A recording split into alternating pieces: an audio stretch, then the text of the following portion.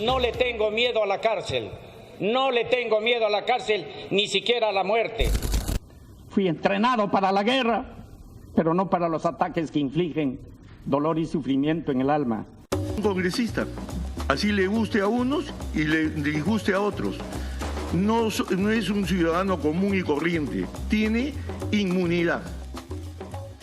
Muy buenas noches, soy Omar Mariluz y esto es Quién Tiene la Razón. Y vamos a ver quién tiene la razón en este mes que se está acabando, 31 de octubre, jueves, mañana es feriado, pero han pasado varias cosas en este mes. Ha sido un mes de terror para algunos y un mes de jarana para otros. El primer caso es el del general en retiro, Edwin Donaire. Se le encontró en Puente Piedra, 6 meses, prófugo de la justicia, una sentencia por robo de gasolina. Se habría embolsicado más de 2 millones de soles, 2,5 millones de soles en robo de gasolina. Finalmente la policía lo halló cerca de la plaza, entiendo, de Puente Piedra. Él había salido del cuarto que había alquilado, él venía de Ancash, pero entiendo que por sus problemas de salud alquiló un cuarto en Puente Piedra y salió a hacer una llamada telefónica. La policía aprovechó, lo capturó y hemos visto las imágenes, fue trasladado y vamos a ver finalmente a qué penal va Edwin Donaire. Pero importante también, y toca analizar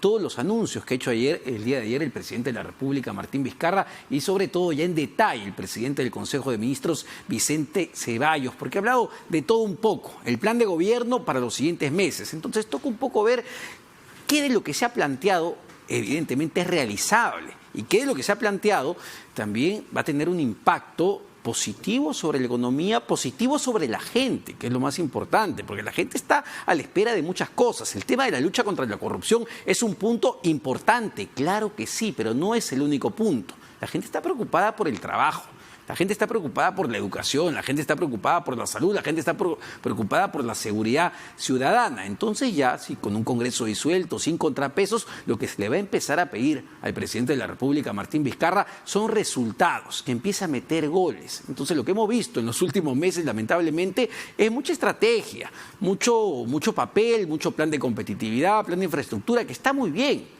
y está aceptado, pero queremos ver algunos resultados en el corto plazo. Así que vamos a ir a ese análisis. Quiero presentar a mis dos invitados de esta noche, el ex vicepresidente de la República, Omar Chejade, y el periodista y analista político, Jaime Altauza, a quien les agradezco por acompañarnos esta noche, acabando el mes de octubre, un mes bastante movido.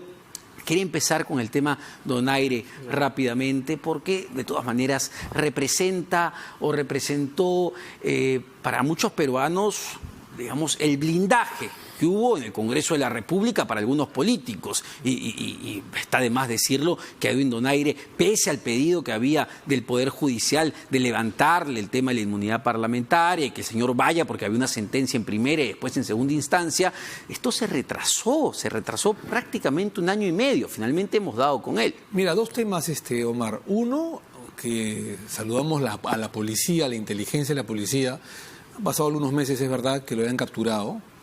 A mí me da enorme vergüenza, la vergüenza ajena que como peruano tengamos que soportar no solamente a un expadre de la patria, que es un congresista en el caso de Donaire, sino sobre todo a un general del ejército, que además ha sido jefe del comando conjunto, ha sido el jefe del ejército, estar escondiéndose como una rata, esa es la verdad de las cosas, ¿no es cierto?, por un tema delictivo que está prácticamente confirmado con una sentencia.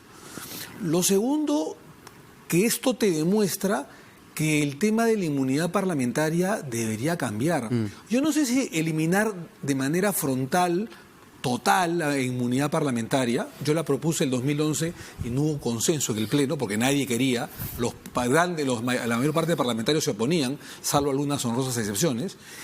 Pero el tema de la inmunidad parlamentaria debería ser modificado en el nuevo Congreso de la República. Fíjate que en los Estados Unidos la inmunidad parlamentaria solo vige para los parlamentarios o congresistas o senadores que están en ese momento en la sesión plenaria en el Parlamento norteamericano. Nada más. Quizá, Jaime, me gustaría saber tu opinión, quizá no sé si eliminarla, pero de alguna manera sí regularla, porque claramente en lo que hemos visto en los últimos años esa inmunidad se ha convertido en impunidad. Sí, efectivamente, pero hay que decir una cosa, y es que la reforma de la inmunidad que se aprobó en el Congreso disuelto, que se aprobó en una sola legislatura, faltaría la segunda legislatura, ya no se va a poder dar porque ya no tenemos el Congreso que lo iba a hacer.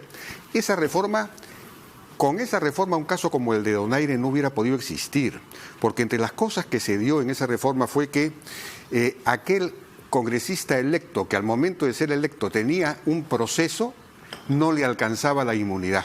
Eso establecía la reforma. Y eso no estaba ni siquiera en el proyecto del Ejecutivo, iba más allá del proyecto del Ejecutivo. Y con esa disposición, el 95% de los casos se resolvía en el 95% de los casos, que son los que hay ahora, todos los que ingresan al Congreso con procesos, ¿no? Ese es el problema que hay.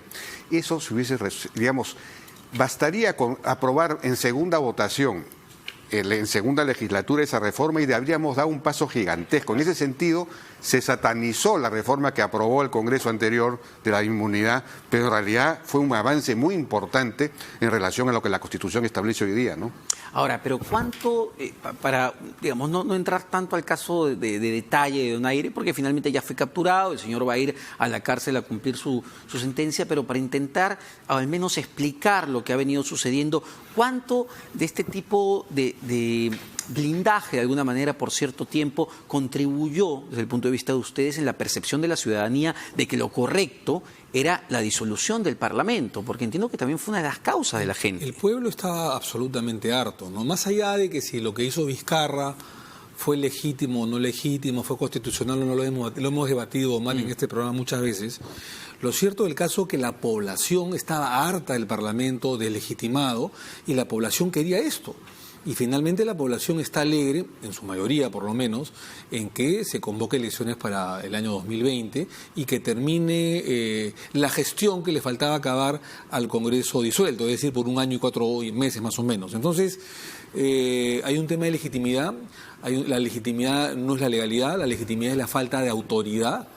Y este Congreso lamentablemente perdió mucha autoridad con muchas cosas bárbaras que hicieron, obstruyendo al Ejecutivo, petardeando una serie de proyectos. Es verdad que Vizcarra, para ser equilibrado, también se aprovechó de este tema para tratar de subir su popularidad golpeando al Congreso. Y ahora, el día de hoy, que ya no tiene Congreso, Vizcarra se debería preocupar en lo que lamentablemente no ha hecho, ¿no? Claro, y uno se pregunta, pero ¿por qué, digamos, de alguna manera este Congreso de la República protegía a un señor, a un congresista como Edwin Donaire, que pertenecía a Alianza por el Progreso, a APP? Claro, pero cuando uno ve las votaciones, el señor votó en el 92% de las veces de la mano con Fuerza Popular. Bueno, veo que vamos a volver a tener la discusión, pero a los periodistas les encanta, pues, porque yo he sido periodista, ¿no? Les encanta volver a plantear un tema que ya pasó, que pasó lamentablemente de la manera como terminó pasando, ¿no? Pero en realidad a Donaire le habían levantado la inmunidad, y le habían levantado la inmunidad desde que tuvo sentencia firme, porque eso es lo que establecía la Constitución y el reglamento del Congreso.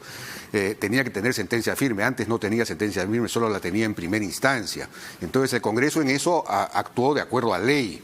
Y efectivamente, pues el Congreso ha tenido una serie de actitudes negativas en lo que se refiere a blindajes y todo lo demás, pero no en obstruccionismo, por lo menos no en la etapa de Vizcarra. En la etapa de Kuczynski hubo muchísimo obstruccionismo, pero centrado sobre todo en el sector de educación, más que en el sector economía, ¿no es cierto? Pero en la etapa de Vizcarra, el que pasó a la ofensiva fue más bien Vizcarra, y su objetivo, en última instancia, fue disolver el Congreso. Cosa que logró, y aquí estamos, este argumento de que el pueblo quería la disolución, el Congreso estaba deslegitimado, eso no es causal de disolución. Estamos, digamos, hay una cantidad de libros que se están escribiendo últimamente acerca de que cómo el populismo está, digamos, acabando con la democracia, el populismo político en este caso, en donde en nombre de lo que el pueblo quiere, uno suprime controles horizontales, suprime división de poderes y entonces se convierte de alguna manera en una suerte de autócrata, ¿no? En un populista autoritario.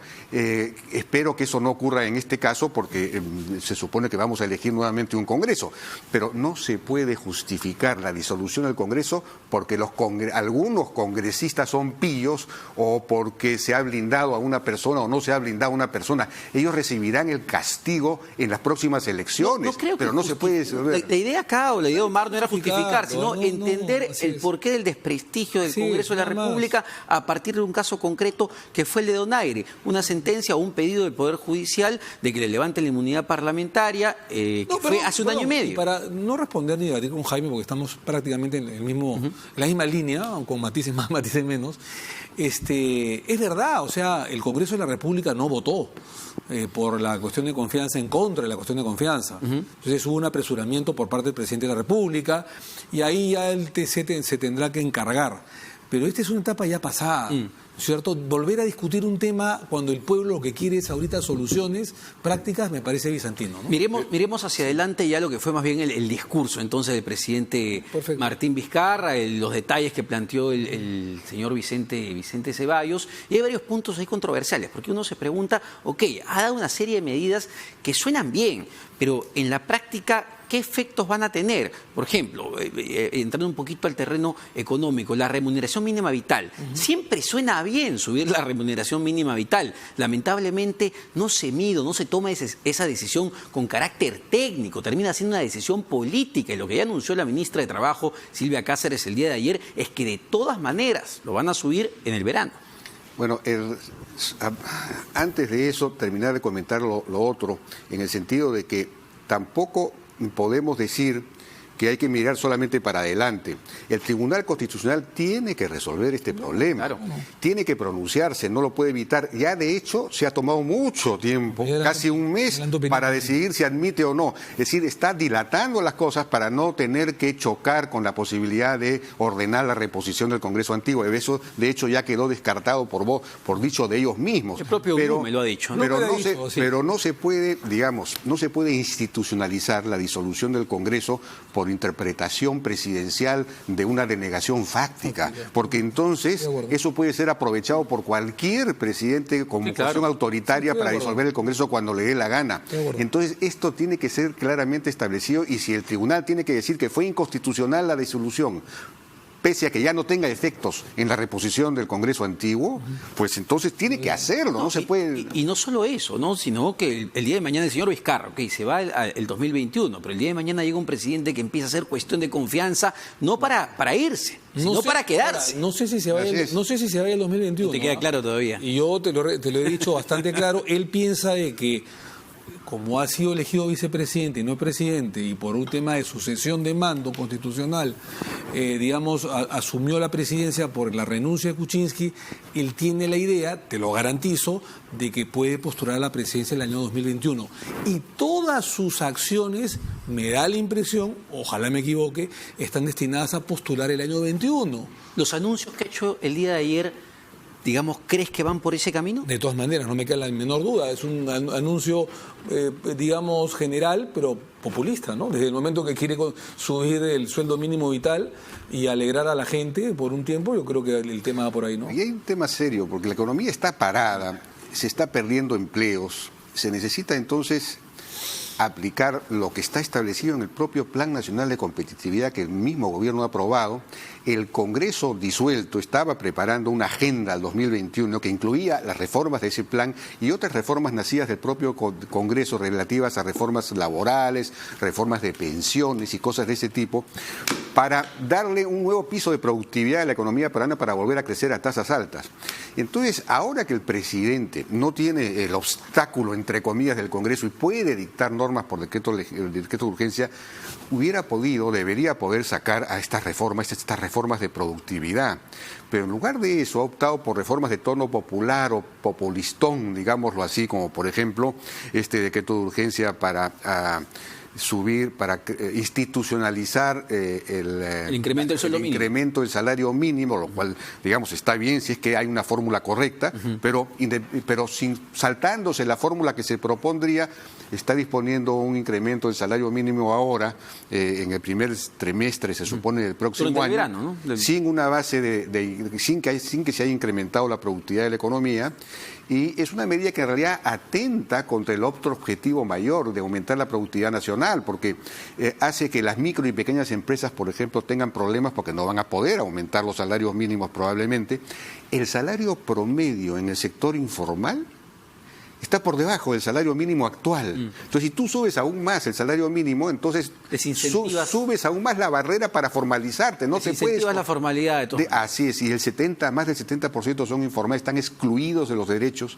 Entonces, esta es una medida excluyente, es una medida, digamos, que atenta contra la micro y pequeña empresa, contra los trabajadores que están en la informalidad. Pero claro, por alguna razón es popular.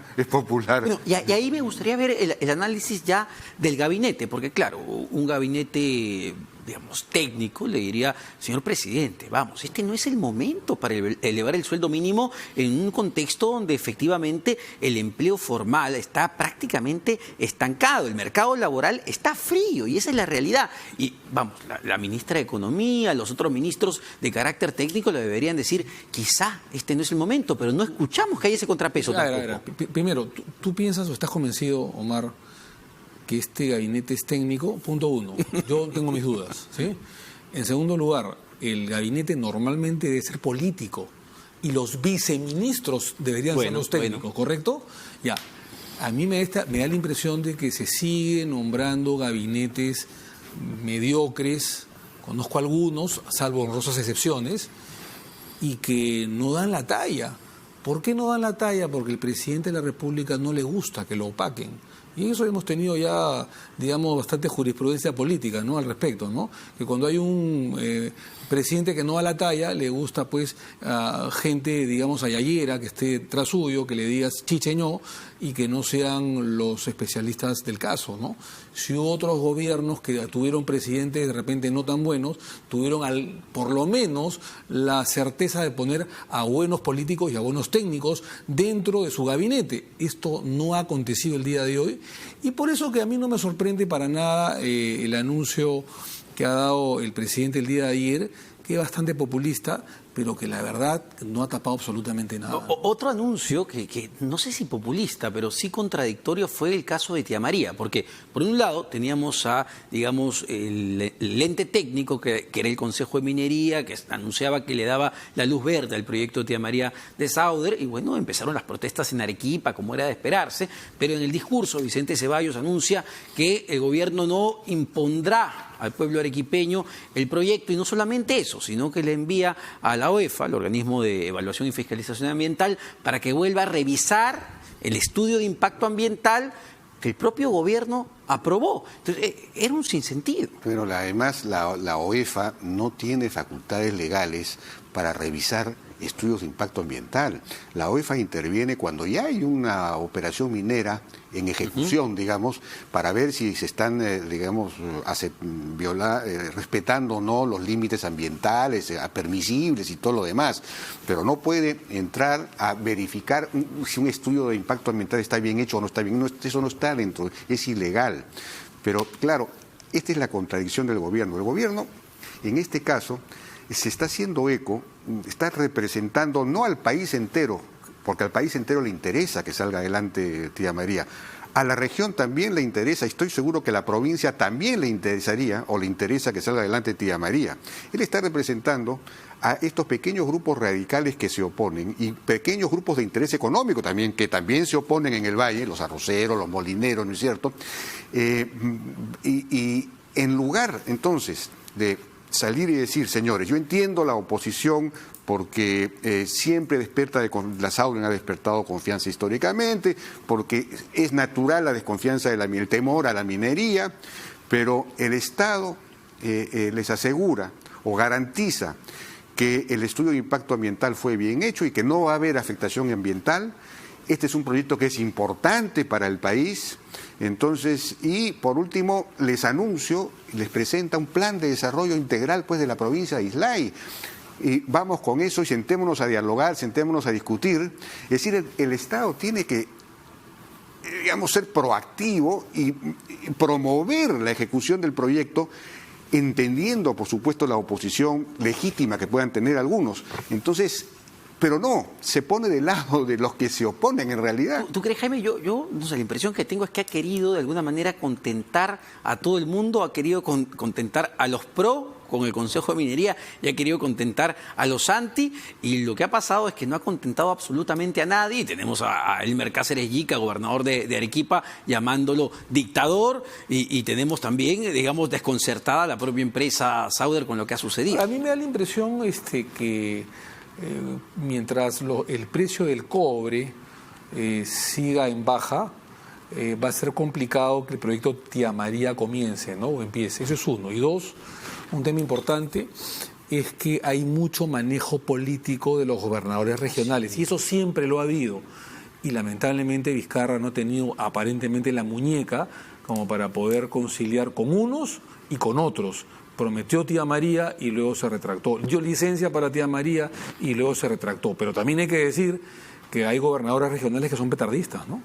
Pero el gobierno debería tener pues más convicción en este tema. Y entiendo que ya debería tener preparado un plan de desarrollo integral del cual forme parte del proyecto minero. El minero como, digamos, palanca financiera, parte de la palanca financiera de un desarrollo integral de todo el valle. Sí, claro. Entonces, debería presentarse y decir, bueno, señores, vamos adelante con este proyecto que no tiene impacto ambiental, pero al mismo tiempo, como parte de un proyecto de desarrollo integral, que es presentar el proyecto, la represa de Yanapuquio, el desarrollo del agua potable en todo en fin, no sé cuál, el desarrollo agropecuario, presentar un plan. Entonces, digamos, ser un poco más convencido de lo que hay que hacer. Pero parece bastante inviable que el proyecto Tía María salga al menos en lo que dure este gobierno hasta el 2021.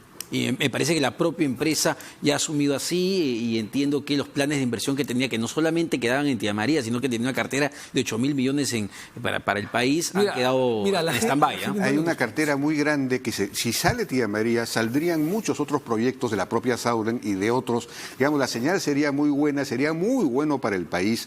Entonces hay que tomar conciencia de eso. El Perú no puede renunciar a su principal recurso, a su principal palanca de desarrollo, ¿no? Pero ahí no sé qué trabajo se está haciendo también a nivel político de socialización de estos proyectos. Me parece que ahí falta mucho trabajo por hacer. Lamentablemente no hay un tema de socialización político. Siempre se aprovecha de que los proyectos mineros contaminan. Acuérdate en la época de Ollanta con Congabá, y al final con Conga no fue. Nunca fue. ¿Y qué pasó? Se convocó, se acordará Jaime, a la Iglesia Católica, al cardenal, al obispo, y al final no pasó absolutamente nada. Y en Tía María lo mismo. Y lo que no ha gustado, y eso sí hay que reconocerlo, es que el presidente Vizcarra a la población le decía una cosa y en el audio se arrodillaba ante Cáceres Yica y le decía, pues tienes que apoyarme, yo te voy a apoyar, en fin, yo estoy contigo. O sea, háganme una medida radical. Háganme una medida radical. Se convirtió en el primer agitador del país. O sea, había, acuérdate, por favor. Como en el APRA, escopeta de 2 cañones, ¿no? Entonces, creo que eso no le gustó a la gente, ¿no? Ahora, una última ya de las medidas, ha dado varias en realidad, el tema de medicamentos, que también es sumamente polémico, porque claro, yo escucho, ¿quién no quiere ir, quién no reniega cuando va a una farmacia, una de estas cadenas que se han concentrado y dice, deme un medicamento, bueno, me han dado no tengo ese, tengo el otro nombre que es igual, pero le va a costar 30 soles, por decir cualquier número. Y a uno reniega y le da bronca porque el genérico probablemente cueste menos. Entonces, ha dado esta norma, este decreto de urgencia que obliga a boticas y farmacias a tener medicamentos, una lista de 40 medicamentos genéricos, y si es que no los tienen, dice el decreto de urgencia, 8.400 soles de multa.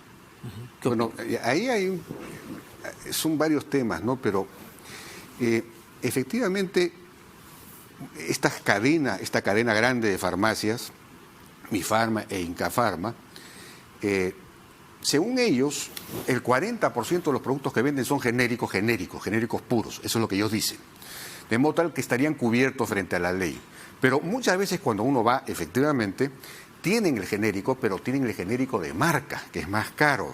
Y a veces no lo tienen o no te muestran sí lo tienen, pero no te muestran el genérico, que es más barato. Sí, claro. Entonces, claro, en ese sentido no está mal una norma que diga, bueno, usted tiene que tener estos 40 genéricos y tienen que estar visibles, que la gente los vea y usted tiene que mostrarlos. Eso me parece bien. Lo que estaría mal es decirles cuánto tiene que ser el stock que tengan de eso, porque eso es intervenir ya en las decisiones empresariales internas, ¿no? ¿Cómo obligar a una empresa a decirle cuánto tienes que comprar? Ahora, yo sí discrepo de Jaime, en el sentido de que el tema de los medicamentos genéricos ya es una tendencia mundial, ojo, ¿ah? O sea, no es solamente del Perú. Y lamentablemente en el país, tanto es la educación como lamentablemente la salud se ha vuelto un lujo cuando debería ser un derecho. ¿Sí? Entonces, yo creo que en ese aspecto sí hay que pensar en la sociedad, en el pueblo, en los más necesitados. ¿No sería más efectivo, digamos, que todos los hospitales del Ministerio de Salud, todas las postas a nivel nacional, las farmacias que están en cada uno de estos lugares, de estos centros médicos públicos, cuenten y estén bien abastecidas con los medicamentos genéricos? Ahí está el verdadero problema. Digamos, está cogiendo el tema por el lado de una porción pequeña de la demanda. El 90% de los peruanos va a los establecimientos públicos y no encuentra los medicamentos ahí. Y el Estado tiene los recursos, pero lo que pasa es que hay una ineficiencia y hay mucha corrupción en el tema de los medicamentos. Y entonces el Estado tendría que comenzar por casa. Primero, tener bien abastecidos los establecimientos de los medicamentos genéricos y otros que los pacientes necesitan, para que cuando se vayan con sus medicamentos gratis, y eso es lo que no ocurre. Entonces terminan yendo a las farmacias, y en las farmacias ocurre lo que estamos diciendo. Ahora, los genéricos en las farmacias en el Perú son más baratos que en otros países, de la región. Hay encuestas que... Los genéricos, sí. Lo que pasa es que lo que está ocurriendo últimamente es que digamos, como digo, me parece que podría haber una mayor proporción de genéricos versus genéricos de marca, ¿no? Mira. Pero lo fundamental es resolver el problema propio de la organización del Estado. El Estado tiene que es obligación del Estado dar medicamentos gratuitos a la gente. Y eso es lo que no está ocurriendo. Entonces el gobierno tiene que comenzar por casa, está distrayendo Yo vuelvo a reiterar, yo creo que sí, el Estado debe intervenir en el tema de educación y salud sobre todo, ¿no? Porque acá lamentablemente es un lujo la salud, que no tienes plata te mueres y debería ser un derecho. Y te digo, es tendencia mundial el tema de los medicamentos genéricos. Y termino con lo siguiente, una reflexión dura que voy a hacer. Hasta ahora me sigo preguntando cómo es posible que en Argentina hayan ganado dos asaltantes de bancos como son Fernández y Cristina Fernández como vicepresidenta, ¿no? No logro comprender, han desfalcado a Argentina, han quebrado a Argentina, le han robado todo lo que ha podido tener la riqueza argentina. Pero sucede algo ¿por qué votan justamente los argentinos por estos sinvergüenzas? Porque el sistema de salud en Argentina sí funciona.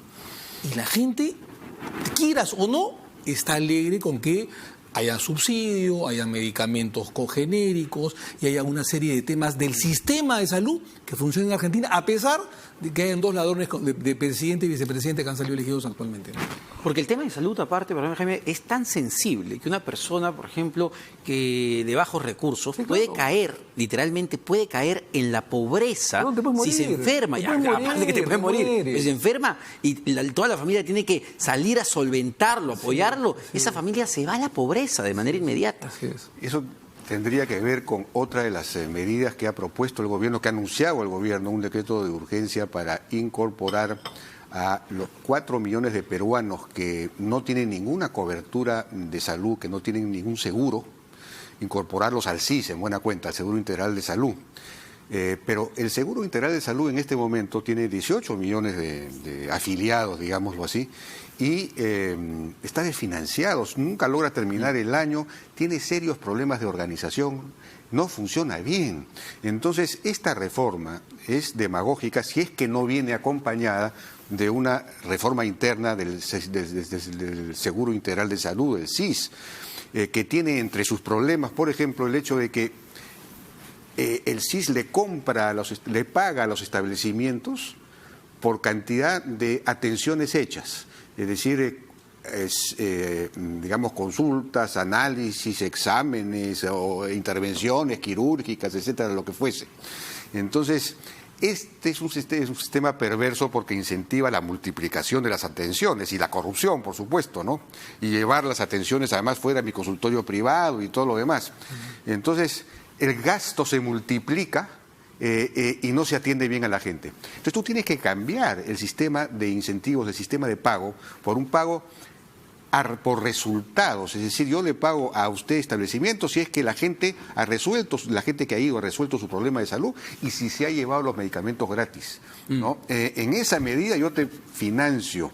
Entonces ahí vas a alinear los incentivos en el sentido de gastar con menos recursos, dar un mejor servicio. Tienes que hacer esa reforma, si no, esto es otra medida demagógica más. Ahora, para ir terminando Yo sí estoy de acuerdo en este extremo con la medida de Vizcarra, ¿no es cierto? Yo creo que sí era necesario, por decreto de urgencia, en este caso, porque ya el Congreso está disuelto, aprobar la medida de multas a las farmacias que no te ofrezcan medicamentos alternos o genéricos, ¿no? Pero ojalá que haya una gradualidad también, ¿no? Porque, claro, tú le metes 8.400 soles a Incafarma, le hace cosquillas, pero le metes 8.400 soles a una botica de barrio, que es el negocio de la familia. La tienen que ofrecer. Sí. O sea, lo que tiene que hacer la farmacia es, oiga, este es el medicamento de marca y este es el medicamento genérico. Y explicarle, tienen el mismo efecto. O sea, no es que este sea mejor que el otro, ¿no? Pero Entonces, ahí el problema va a ser ese, efectivamente, el que tú mencionas, Omar, porque esta medida de los genéricos, en la medida en que te obliguen a mantener un stock determinado,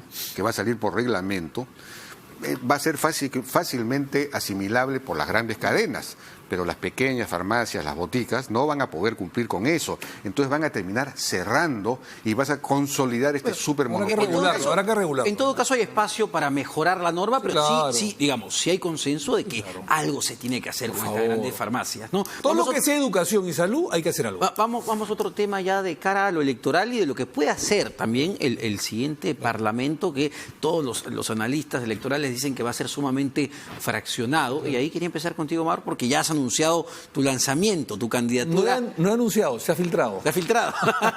No, lo viene del comercio ya, que ha salido y todo. Y entiendo que vas con Alianza para el Progreso. ¿Por qué? ¿Por qué APP? ¿Por qué el partido de Acuña? Porque pienso, primeramente yo no iría ni al APRA ni al Fujimorismo. Yo he sido un combativo luchador contra el Fujimorismo. Además, extraditamos a Fujimori, luchamos contra esa dictadura, etcétera. No, tampoco me veo en el APRA, tampoco me veo en partidos chicos de vientre de alquiler. Y entiendo que el partido Alianza para el Progreso es un partido estructurado que está creciendo a nivel nacional y que tiene, entre otras, propuestas que son afines a las que yo siempre he luchado, como por ejemplo la reforma política. Yo me acuerdo alguna vez, cuando era presidente de la Comisión de Constitución, lo llamé a Jaime como invitado, porque, por ejemplo, estamos de acuerdo en que se aprueben los distritos uninominales, por ejemplo. Por supuesto que el Senado de la República, el tema de la ley de partidos, mejorar la ley de partidos políticos, el tema del transfugismo, el tema de la censura a los gabinetes. En el terreno político hay que hacer reformas. Tienen que continuar las reformas políticas en serio. Creo que el terreno económico es un tema muy agrio, es un campo minado, y sí hay que evitar, y lo digo con toda claridad, y eso creo que vamos a concordar con Jaime, que la rojería que va a llegar al Congreso de la República trate de cambiar las reglas de juego económicamente o que haya una asamblea constituyente para cambiar el capítulo económico. Si hubo algo bueno en la época de Fujimori, es que este capítulo económico funcionó y hemos crecido. Ahora, Omar, ¿eres precandidato o ya candidato? Porque ¿cuándo se decide la lista? Entiendo que el domingo. La lista está formada. ¿Y está formada? Sí, el sábado simplemente los delegados van a aprobarla, ¿no? Ah, perfecto. La hizo César Acuña en su oficina. Tampoco seas así, hubo una democracia interna, pues. ¿Cómo es eso? Una democracia interna, ¿no? ¿Cuál? Una democracia, bueno. Bueno, a mí me sorprende cuando Omar dice que lo felicito en realidad por candidatear y por ir al Congreso y todo lo demás. Pero cuando dice que en APP hay una propuesta de reforma política, en APP no. Ojalá APP se convierta en un partido más programático, más ideológico. A mí me sorprendió ahora que se fue disuelto el Congreso y entonces César Acuña despidió a Marisol Espinosa simplemente por haber votado junto con el Fujimorismo, es decir, se plegó inmediatamente a los vientos de Vizcarra para, me imagino, captar votos, pero entre los que terminaron pagando pato estuvo Luis Iberico, que para mí, a mi juicio era un lujo que APP tuviese a Luis Iberico como secretario general, un tipo de nivel, un tipo de nivel que le daba pues estructura a un partido que en realidad no tiene estructura, ni ideología, ni nada. Entonces me parece, bueno, bien, ojalá que Omar, pues he visto que Daniel Córdoba se ha incorporado como jefe de plan de gobierno. Ojalá que dure, porque él por lo general no dura en sus emprendimientos políticos. Pero... Lo que te puedo decir, Jaime, y a todos los amigos de la población, a ti, Omar, por la pregunta, es que en las semanas que he estado en conversaciones con Naciones Acuña y también con dirigentes del partido Alianza por el Progreso, he notado que ha habido no solamente una estructura, sino que están armando su plan programático, su plan de gobierno, y que quieren que el país avance, ¿no es cierto? Entonces hay una afinidad de temas, por supuesto que siempre van a haber discrepancias, pero eso se tiene que afinar poco a poco, ¿no? Ahora, hay un tema que fue levantado por Tuesta, Fernando Tuesta. Él se percató de que este Congreso complementario que viene prácticamente no va a tener tiempo para hacer las reformas políticas pendientes. Empieza en marzo. Una sí, Jaime, ¿no? No, prácticamente tendría más o menos dos semanas, 3 semanas, porque en abril, digamos, tú no puedes modificar las reglas electorales un año antes de la elección. O sea que ya en abril no podrías aprobar ninguna regla, ninguna ley electoral, ¿no es cierto? Entonces tienes muy poco tiempo para trabajar, pensar, elaborar. Pero si quieres, por ejemplo, hacer el Senado, sí se puede. Mira, te explico. Podemos aprobar el Senado, que tú también estás de acuerdo, abril o mayo, porque además ya se ha avanzado bastante, hay proyectos de ley que han quedado en comisión, incluyendo el quien habla, y luego la segunda legislatura es en septiembre o octubre, y en una nueva votación, en una segunda legislatura no se puede cambiar las reglas un año antes de la elección. Vamos a ver si tienen o no tienen los plazos. Señores, nos hemos volado con el tiempo. Muchas gracias a ambos por acompañarnos esta noche en ¿Quién tiene la razón? Ya conversaremos con más profundidad sobre las reformas que se pueden plantear y que se pueden hacer en el siguiente Congreso. Sí tendrán que esperar al 2021. Vamos a una pausa, venimos para hablar de otras candidaturas.